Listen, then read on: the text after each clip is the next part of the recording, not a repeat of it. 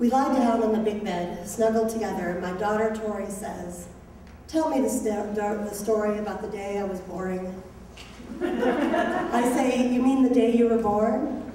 And she nods, her pacifier handle flapping a bit. I think, again, how it's time to move on from pacifiers, but I once again leave it alone. It's a small pleasure and not causing any harm. I take a deep breath and start the story.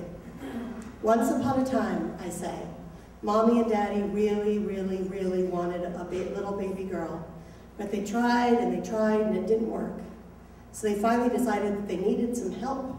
Then they went to see a doctor, and the doctor worked some magic in the laboratory. And then when Tori was a tiny, itsy-bitsy thing, so small that you couldn't even see her, they put her in Mommy's belly. I then placed my hand under Tori's pajama top. Inside Mama's belly, you grew and grew. Here I make my hand into a fist under her shirt until it mimics a pregnant belly. And one day, not quite 8 months later, you decided that you were ready to be born. So we went to the hospital, and the doctor took you out of Mommy's belly.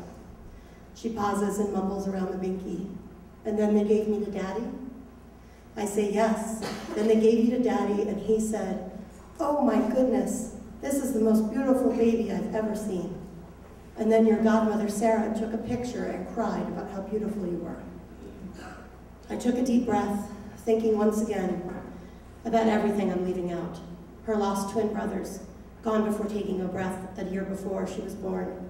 The nightmarish years of infertility. Waking up that morning she was born, hemorrhaging blood, and my terror when I saw the fist-sized clots in the toilet. The desperate drive to the hospital while I bled through my clothes and 2 towels before we could get there.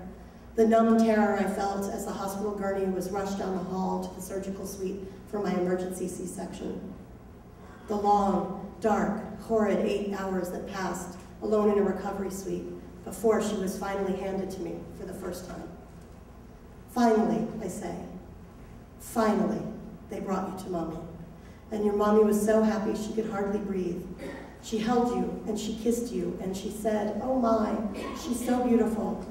Then I smile and Tori starts to smile too. Then, I say, I kiss your fingers. I kiss her fingers.